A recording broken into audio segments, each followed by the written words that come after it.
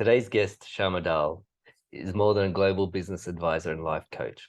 With an astounding 2 decades of diverse experience, she's sculpted a career on the premise that our work lives and personal well-being should be a unified journey.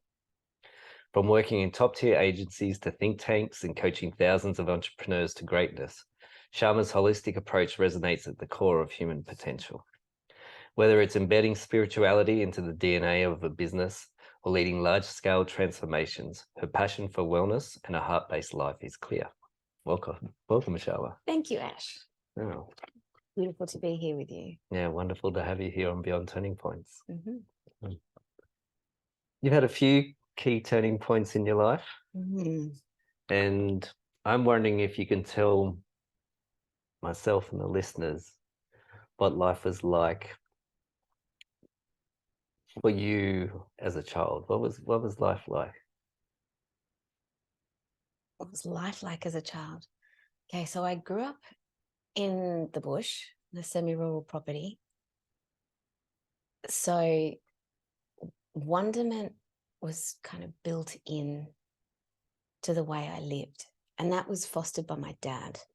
He has a fascination with nature and also in wonderment of creation and the awe of manifestation. And so as a little one, even though there was kind of family dynamics that were a bit complicated because of my dad's first marriage and children, there was also this beautiful space that was fostered within as well. So it was this, the inner core of spirituality was really fanned in amongst, the chaos of some family patterning and family dynamics. So yeah, I'm the youngest of 7. Yeah, the youngest of 7, and that includes half brothers and sisters, so 5 from my dad's first marriage, and yeah, my bro. So We were talking before the podcast about an experience you had when you were 7, and I'm wondering about how that experience, if you want to describe that experience, and how that connected you to a deeper sense of trust. Absolutely. So it was during winter, and I was coming home from school. I was in the car with my mum, and it was bucketing down rain, like torrential rain. So the visibility was a little bit blurry, a few feet ahead.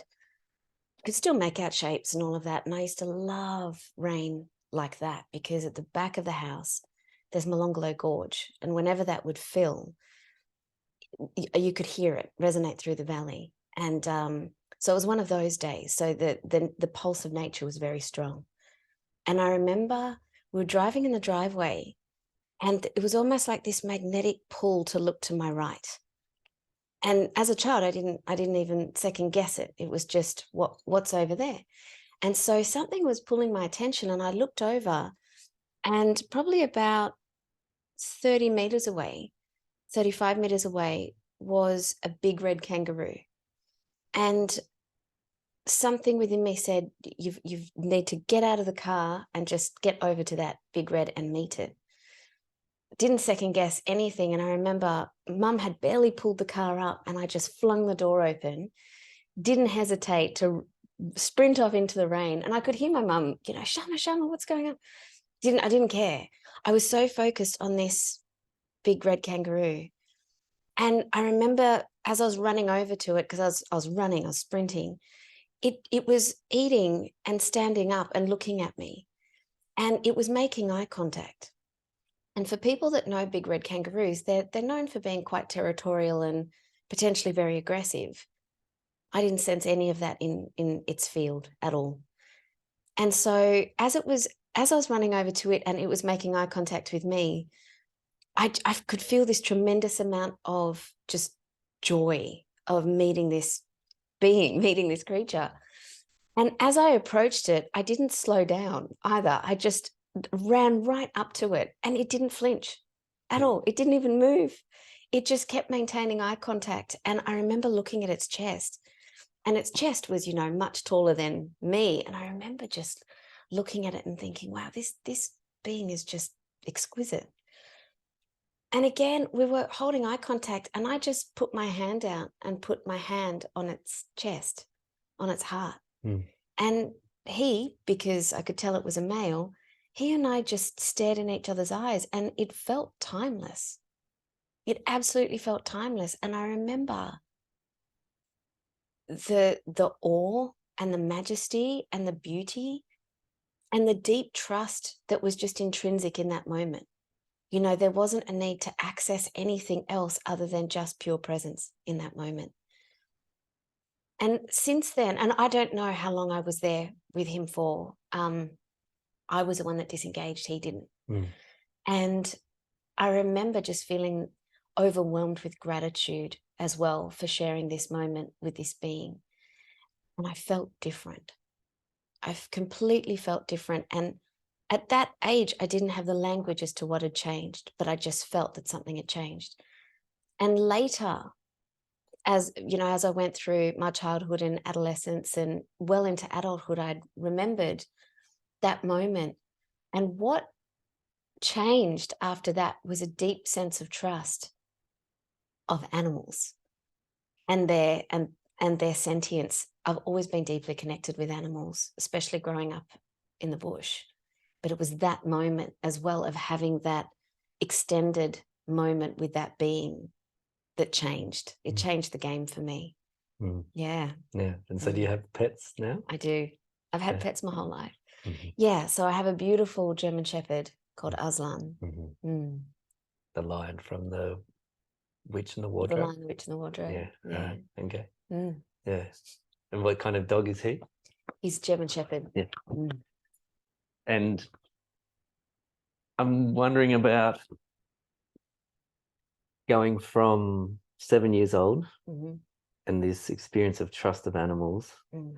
and then moving forward in your life. Was there another pivotal moment? I think really interesting to say, just on that animal one, what also came in really strongly, and it was pivotal, was how much I realized that I implicitly trusted animals more than adults and more than humans at that time, because their essence and their resonance is so pure. And so it would orient me towards what pure intention felt like. And I took that with me through my life as almost like a gauge. So that's the purest intention that comes from animals, where they're not agendered, you know, especially when they're wild. And then comparing that to humans in a moment, even though I didn't realize I was even doing that. Mm. Yeah, amazing yardstick. Isn't it? Yeah. Yeah. Okay. And then moving forward from there? So moving forward, there were many. I think the next big one, I mean, like everybody, there's profound moments that happen, but there are some that are like tectonic plate shifts within. And a person is never the same after that, good or bad, or, you know. And that would be when my friend passed away in year 9. That shook me to my very core, and that was a tectonic plate, deep rumble. Yeah, highly traumatic at the time, and also profoundly beautiful. Again, wasn't able to really connect with that in the moment. That particular experience has been a gift that just keeps on giving, in terms of the layers of perception that even as however old a person is in year 9, I think, what, 14, the different layers of perception that are informed at the time, but don't necessarily make sense until later, until the life experience either catches up with it, or different levels of experience can actually inform what happened and the emotions that happened within during that time. Because it was a very sudden situation, a very sudden death of this particular friend, Trish. And yeah, she was an incredibly special human being. And it wasn't just me that felt that, you know. So how did that impact me and how did I change after that? I feel that it brought in an inquiry, a deep level of inquiry of spirituality, of what happens, why her, why then, and what's the meaning of life, for somebody so beautiful and so talented and so loved, that life can change like this for everybody in the sphere, everybody that's impacted by the loss of her. So it intrinsically gave me this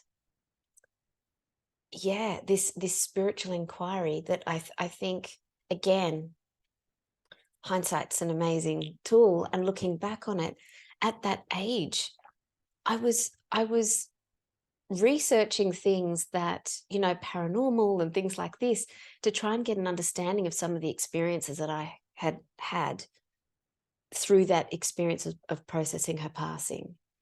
Because there were many things, that many intuitions and many dreams and senses of feeling her presence even after she had physically passed, that had me wondering, what else is there to this incredible world that we live in? There has to be more.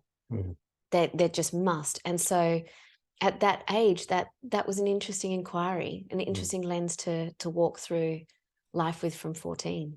Yeah, I think it's really interesting how questions, when we have questions, they drive our experience of life, in that if there's an unanswered question and there's something that we want to explore, that question just runs in the subconscious and the filter of coming in. So Totally. I'm curious what you think the meaning of life is. I know, it's a small question, right? Yeah. Meaning of life is, well, I don't think there's one. I think that I feel that there's many. I feel, and this isn't in any order either. I feel that one is definitely about expression and contribution, and knowing innate value of self, however that is discovered. For me, that can be informed or peeled back through two different lenses or two different types of experiences, fundamentally, one being kind of trauma informed or being peak experience. So I feel that the purpose and meaning of life is to experience self and experience consciousness through those lenses, to be able to live more freely and to be able to live, with greater wisdom and understanding and love and connection. That's one. That's one. Another one, I feel that another one is definitely growth and evolution, which kind of dovetails on the other, but more from a soul perspective. So one is from the human perspective of realizing self, and then the other one is from a soul perspective of remembering who we are. And again, that feels like it's been informed through the more esoteric and other experiences that I've had of this question of, oh my goodness, there's so much more to life. And to begin to explore that for ourselves, whatever level we're at within ourselves in relationship to life. Yeah. It was interesting. As you're talking, I was reflecting about more than one meaning of life, how people often and I thought that it's quite possible that the meaning of life is up to the person that's creating the life. Yes, agree. It's like a choose your own adventure. Yeah.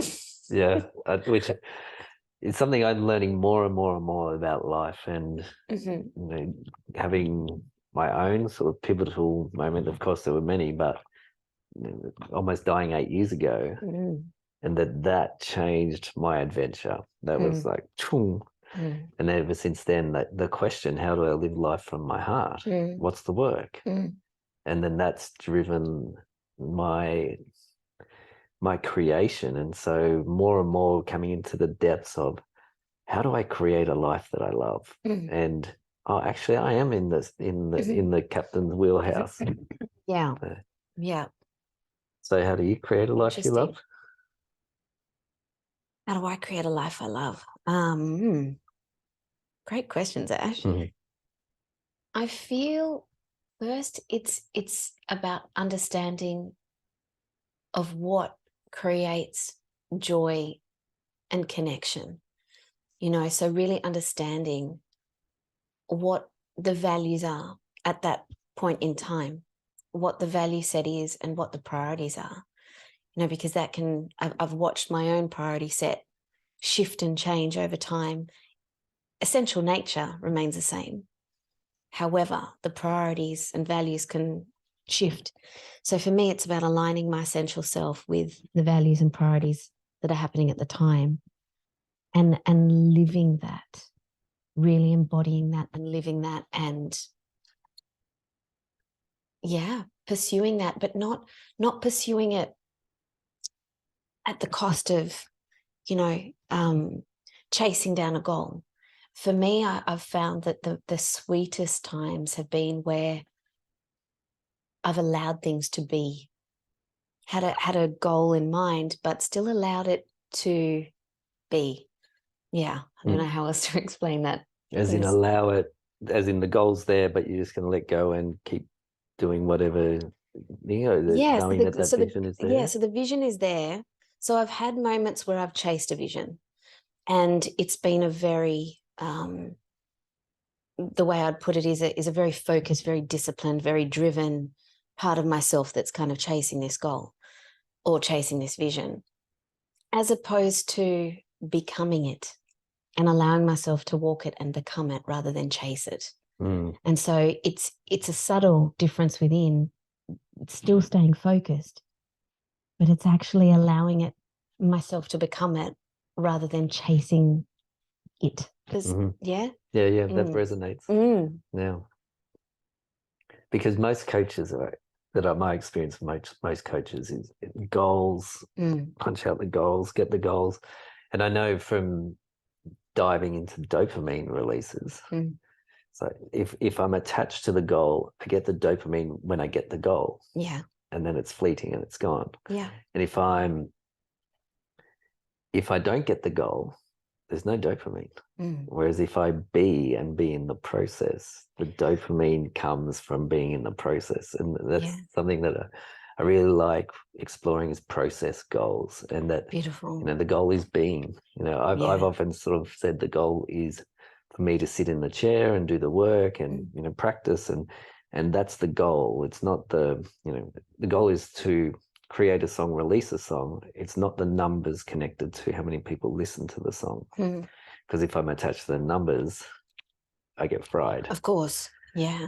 I haven't thought of it as the being in the way that you expressed it. And this is something that I've evolved into understanding.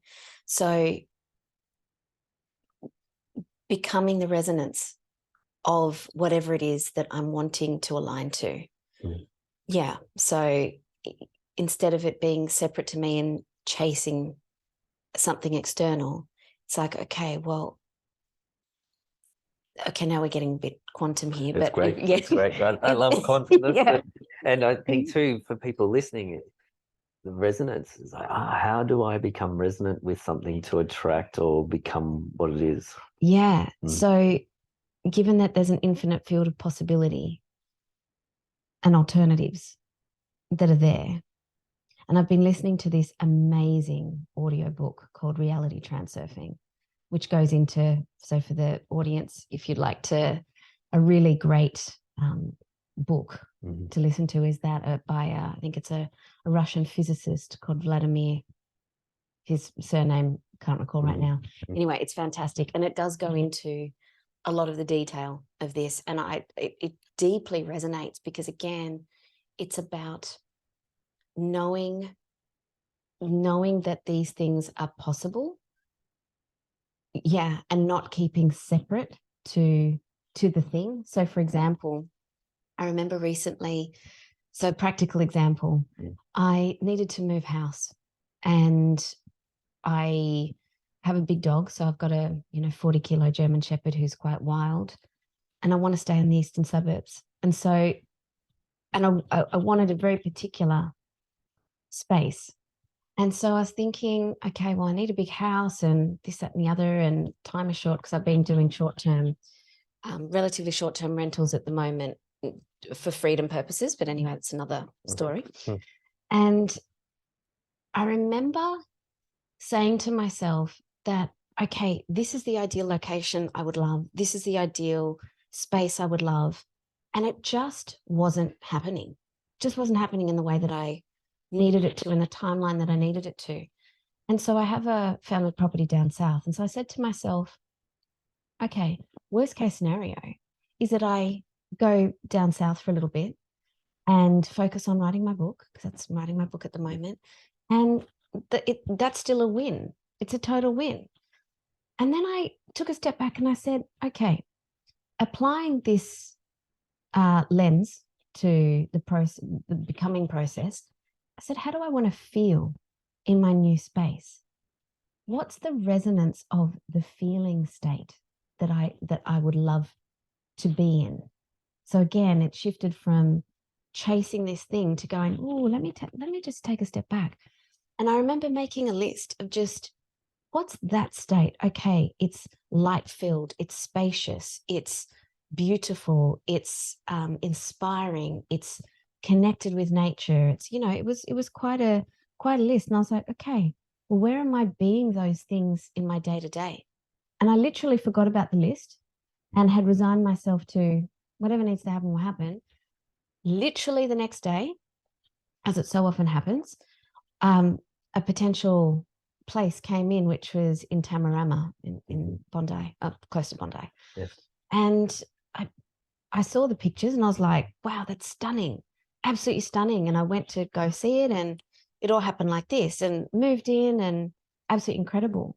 And it wasn't until 2 weeks later, I wanted to examine the process, because I always do this. I always examine the process of change after I've, sometimes during, but quite often after, because I'm like, what were the mechanics there that I deployed? What were the internal dynamics and the outer mechanics? Like, what was the alchemy there?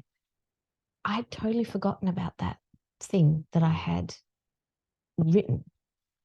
And when I saw that, I connected to the fact that I had made a decision in the moment that I needed to feel those things within first, without a timeline. But it was in the doing of that actually allowed the possibility to even be there.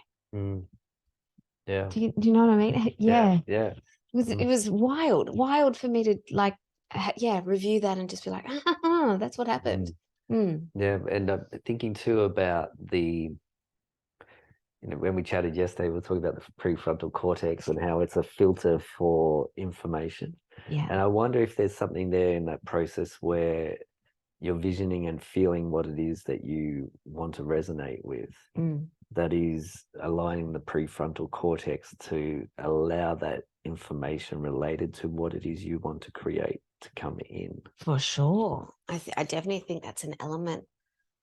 There was this really interesting research study that was done a while ago. I'm sure people can look it up if they would like to.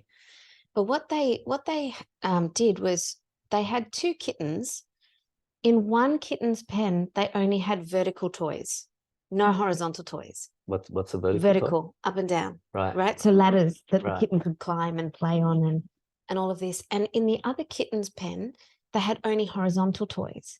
So they didn't have both. And then they let them kind of develop in these environments. And then they took the kittens out and put them in a normal environment with both and with other toys. What they found is that the kitten that had only the horizontal ladders and stuff, it would be bumping into things that were on the horizontal because it literally was outside its field of perception. It just couldn't, it developmentally, it had learnt not to see those things. And then also for the other kitten, it also had learnt to filter out perception. And so it had a different response to that environment as well. Now, they acclimatized, But what was so fascinating to me is whatever we're used to and the field of perception that we're used to, we literally won't even see things that are outside of that. We just won't even see them.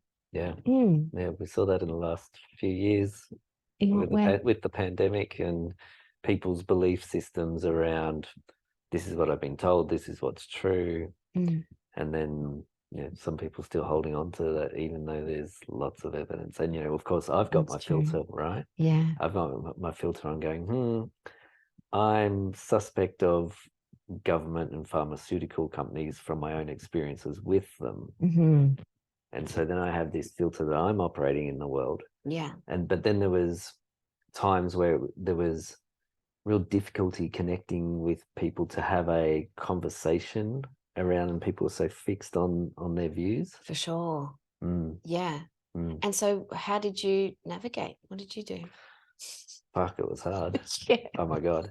It was one of the hardest periods of my life, that 3 years. Yeah. So it was one of the biggest insights was meditating in the park and connecting to guidance. What is it? What is it that I need to see? And the guidance was, you're not a fighter, you're a creator. Create. Nice.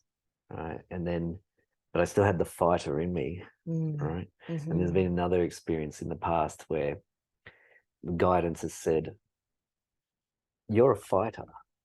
And I egoically said, yes, I am. And guidance said, that's your downfall. You need to be a lover, not a fighter. Wow. And then, really interesting guidance gave me an angel. It's so funny, right?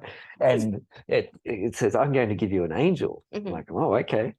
And it was like this masculine Latin lover energy, right? It's out there.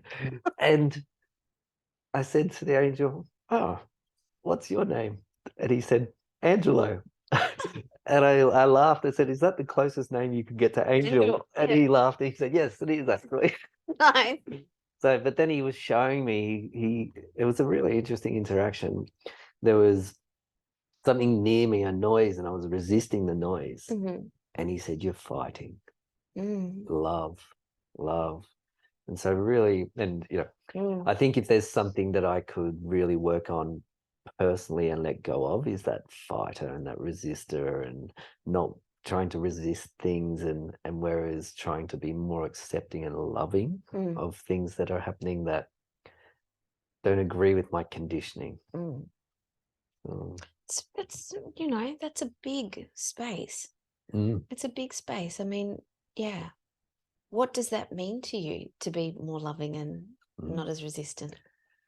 Well, I think connects into what you were saying about freedom, right? Meaning of life, freedom. And that when I'm more loving and more free, my bandwidth is more open. Yeah. So that I can have more insight, more creativity, more abundance and prosperity come through my filter.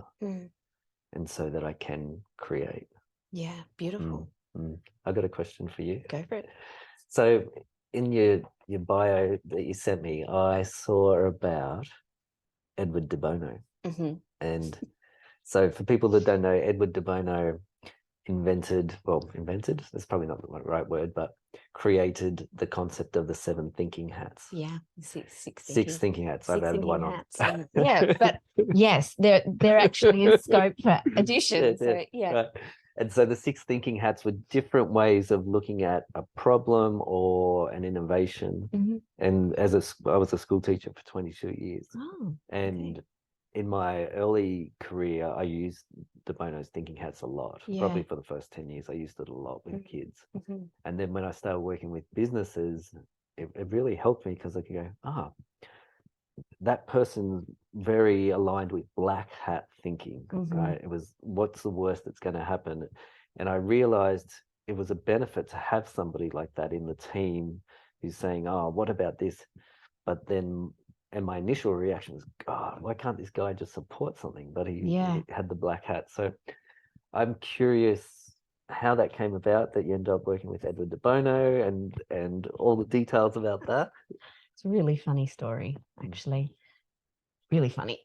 Okay, so I'll condense it a bit because it's quite long. Okay, so it was back in 2007. I was working at Medicare Australia, and what was super interesting As about a coach or something, or at that stage, I was the research manager. Mhm. Yeah, so research manager, managing the annual customer satisfaction research across all of Australia with doctors, GPs, pharmacists, specialists. That must have been interesting doing that for Medicare. I loved it Mm. because they gave me a lot of scope. You know, a lot of people say our government is really boring. I had a completely different experience of working in and with government over many, many, many years. So I am pro, just depending on yeah, it depends on a person's personality. Anyway, Yeah. I digress. So yeah, so I was a research manager there, and it was a beautiful team that I had. And the manager of the team's name is Annette Selwood, a very dear friend of mine, even to this day. So she was the one that kind of edged me towards life coaching, and not only edged me towards life coaching, she paid for my life coaching accreditation because she believed in me so much. Now, in the team as well was a woman called Elaine Wagstaff. Now, Elaine Wagstaff, when I first started, she's this amazing English woman, probably about 6 foot tall, beautiful presence, and she used to be a school teacher. Now, when I first joined, she said to me, Dhall, do you know anyone by the name of Urjan Mohanan Sirla? And I looked at her and I just said, they're my older brothers and sisters. And she said, I thought you were related. I used to teach all of them at high school. Now, there's a 13-year age gap between me and my siblings. And so ever since that moment, she really went out of her way to nurture my development. Now, she's key in the Edward De Bono story. This is why I wanted to deliver the backstory. Yeah. So what ended up happening is we each had a learning and development budget for, I think, 3 months or 4 months or whatever it was. Now, Annette had paid for my life coaching accreditation, so that was my learning and development budget allocated there. At the time, I had been asked to be a guest speaker at the Customer Analytics Conference in Sydney. And so my whole focus was on delivering something exceptional because I had never been asked to do something like this before, and I was really excited. Anyway, Elaine came to me one afternoon and she said to me, I want you to go to a presentation. And I was like, I don't have time to go to a presentation. I need to focus on my presentation. She's like, no. You need to go to this. Like, this was meant to be my learning and development thing for this time period. I don't want anyone else to go, but I want you to go. And I was actually really annoyed that she was so insistent.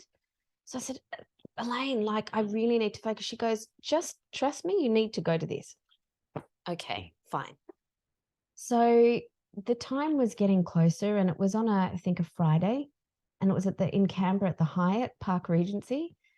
And Elaine came to me a couple of days prior and she said, you need to be there on time. You need to be there on time, be there, take notes. And I was just like, I really don't have time to do this, but okay, I'll do it. Anyway, and I said, what am I going to anyway? And she said, I'll tell you closer to the time. She's just stringing me out, you know. Anyway, a couple of days out, she said to me, okay, this is where you're going. You're going to a presentation on Edward De Bono's thinking hats. And I'm like, what the hell is that?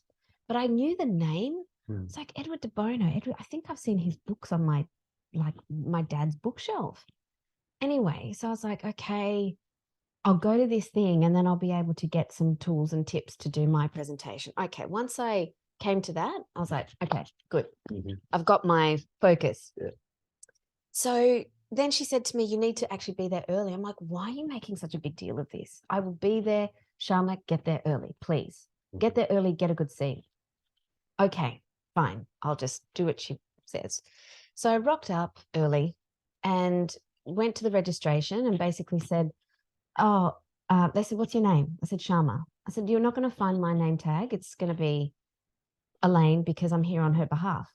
All of the people stopped and went, "Oh my God, you're so lucky." Mm. I was like, what is going on? So I just kind of dismissed it. And I was like, wow, I'm here like half an hour early. I'll go into the bookshop.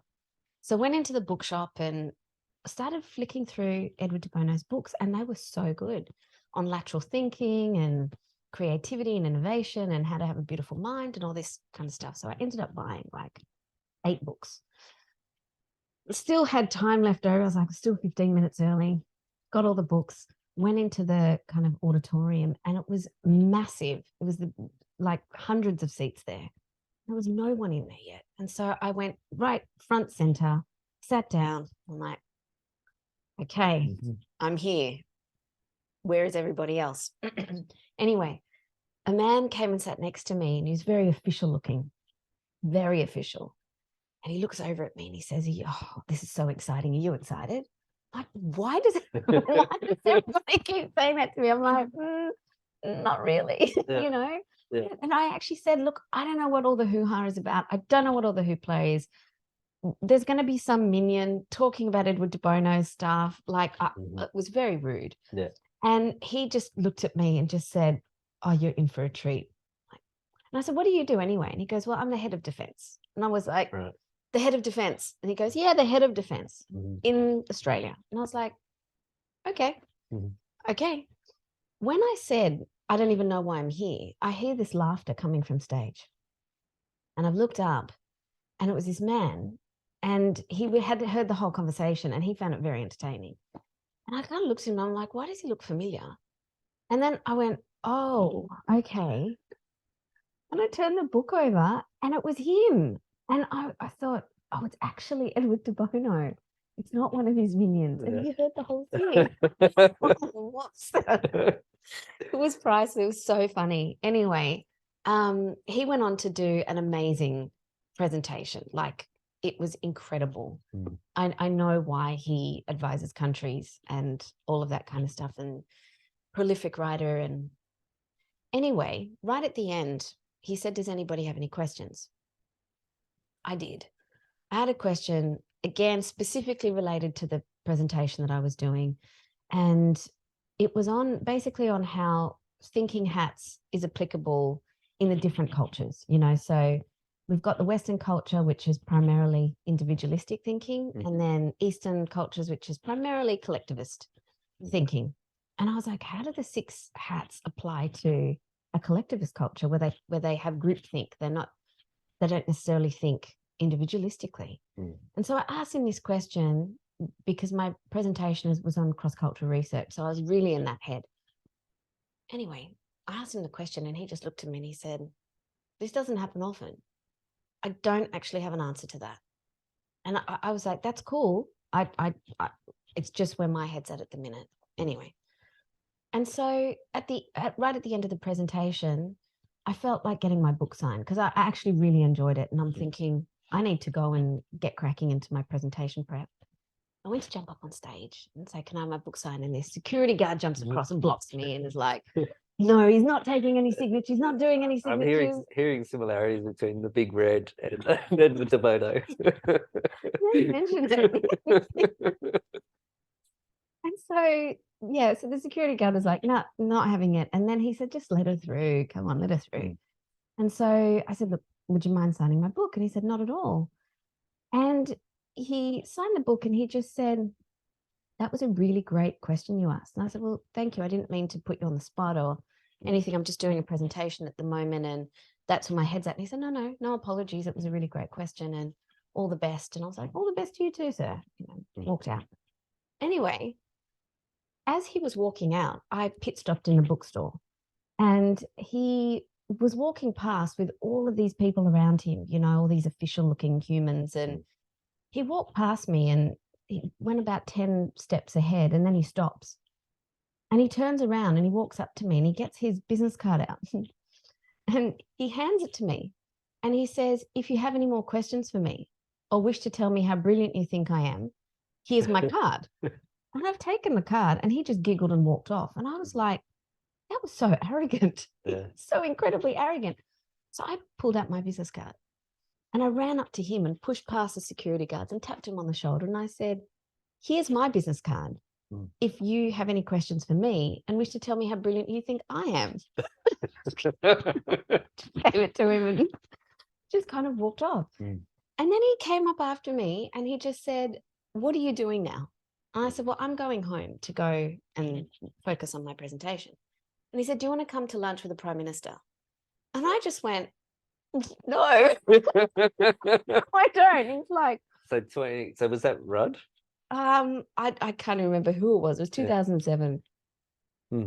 Yeah. And I was like, no, I don't. I've got things I have to do. And he's like, are you sure there's going to be some really amazing people there? And I said, no, I really have to go. But enjoy your lunch. Thank you for an amazing presentation. And I left. And so that all happened. And then the next day or a couple of days later, I was on the phone to my sister on the house phone. And then my mobile rings and it was Edward. And then he ended up inviting me to come to lunch in Sydney and then to a dinner in Sydney as well. That was absolutely hilarious. And like the situation just got funnier and funnier and funnier. And it was off the back of these that then I got invited to go to France to the think tank. So that's the. And so what happens in a think tank? I've never been in a think tank that I'm aware of. Yeah. And so. Yeah. Yeah, I'm curious. Curious about a think tank. Yeah. So what a think tank, I mean, there's all different types, but his one was about, he was writing a book and he was picking people from around the world that he found very interesting, the way that they think and thought outside the box, and that basically could offer alternative perspectives or interesting perspectives on a thing. So, okay, here's a lip gloss and getting multiple perspectives on what the usage of that could be. And then taking it further and bouncing ideas and incubating ideas and all this kind of stuff. So that was what we did. He basically had lots of different concepts that over dinner he would share with us and then basically said, okay, we're either going to write a poem or we're going to play word association or we're going to do. So he could see how different people's minds operated with that one stimulus or provocation. But there can be a lot of different styles of think tanks too. But that was just what that was. Yeah. Thank you. And so coming to you and how you work in business. So the backstory for listeners is a couple of weeks ago, I walked into a business and unexpectedly saw you and we already knew each other. And the business, it's in the car repair industry. Right? And when I walked in, I thought, wow, this is a heart business. And there were kids, so there was I guess it's a call center or something.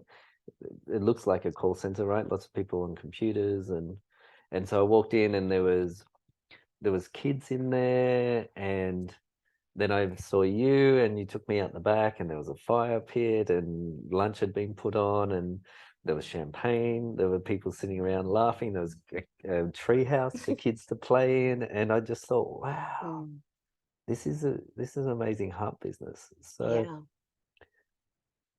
what is your perspective on business and wellness? Because you have a master's in wellness, something. Yeah.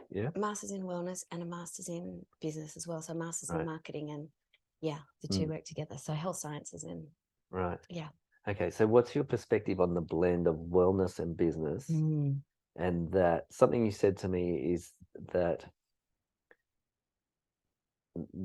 part of the philosophy is that everybody in the business to be thriving. And when I see authoritative businesses that people are being dictated to and treated like minions, and it feels very different to what I experienced when I walked in the other day. So do you want to elaborate on that at all?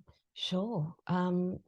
So that particular business is the founder and the director, husband and wife, they are fiercely committed to personal work and inner development themselves. We actually met on a retreat a personal development retreat. So I feel that when there's deep commitment from the leaders, from leadership, whether that be the exec team, if it's not a founder-directed business, the executive team, the MD, so that needs to happen, because without that, permission really isn't cascaded throughout the organization. And so what the vision was for the business, or one of the visions for the business from the perspective of the founder and the director, was to elevate, was to provide a platform for each of the individuals to elevate and have spirituality and personal development be an intrinsic part of every day. So it's not this separation between what somebody's doing, again, you know, what somebody's doing and what somebody's being. It's like, how can we bring that together? Because there's so many benefits to an integrated approach to life in general. So wellness for me is an integrated approach to living from a place of values, from a place of connection, from a place of, it's an orientation, it's a philosophy. And with that come a series of potential behaviors that people could live with or bring through in their everyday life. Such as, let's say, so there's 12 dimensions on the wellness wheel, the one that I studied anyway. Right. And so examples are self-responsibility and love. That's where it starts. And it's considered to be a spiral that can either go spiral up or spiral down, understanding that we're never at the same point of life at any given time. Mm-hmm. So what are we energizing? Are we energizing an upward trajectory or a downward trajectory? Like a river moving, you know, sticking a finger in a river at any given point, it's not going to be the same river moments later. Mm-hmm. So it's similar. So for people to be living from a place of deep fulfillment and creativity and awareness and a sense of belonging, so that they are all part of living a wellness orientated lifestyle. So coming back to the different dimensions, so self-responsibility and love, breathing, play and work, eating and nutrition, movement, sexuality, intimacy, communication, transcendence, you know, so, and there's 12 different dimensions where they're considered energetic inputs and outputs, and how we interface with these. And so bringing that way of being into business, where work and life and play is just one dimension of the wellness wheel, and then supporting people to actually know who they are, or develop a inquiry or self-awareness, and develop the platform of supporting them to explore these things within themselves, but in the workplace. It has been an incredible place to witness people bringing themselves to work. It's not this whole concept of presenteeism, you know. So presenteeism is the concept that people just physically show up, but they're absent. They're not there, you know. So it's really supporting the person to be there and present in their life, and they're in this workplace.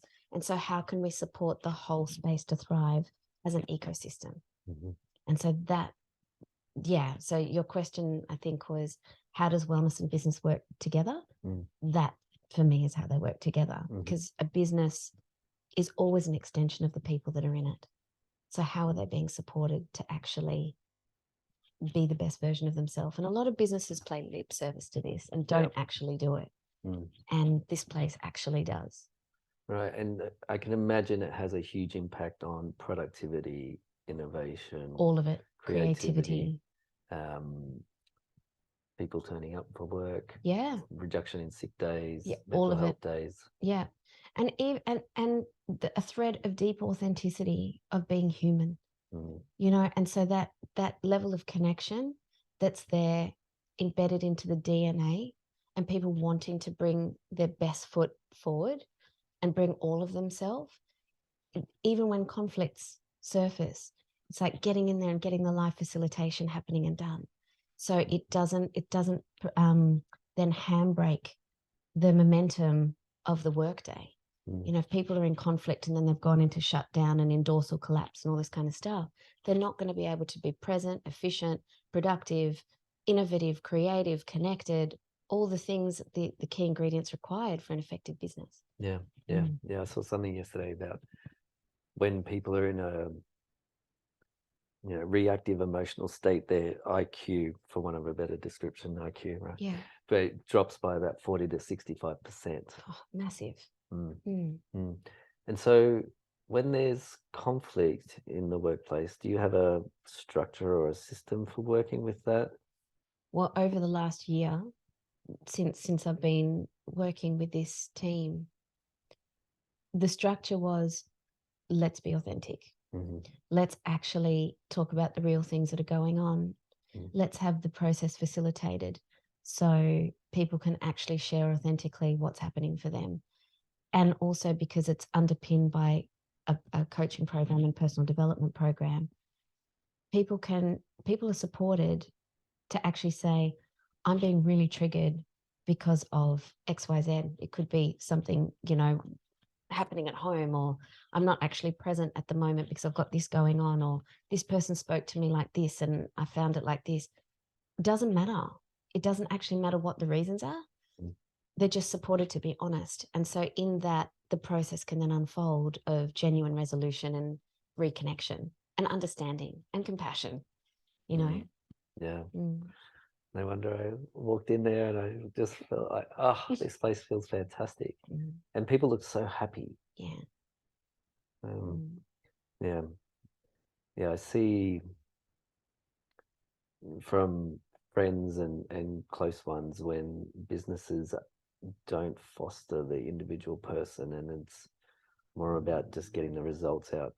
And I see high staff turnover, see unhappy people, stressed people. And it's such a contrast to walking into that business the other day. Absolutely. Yeah.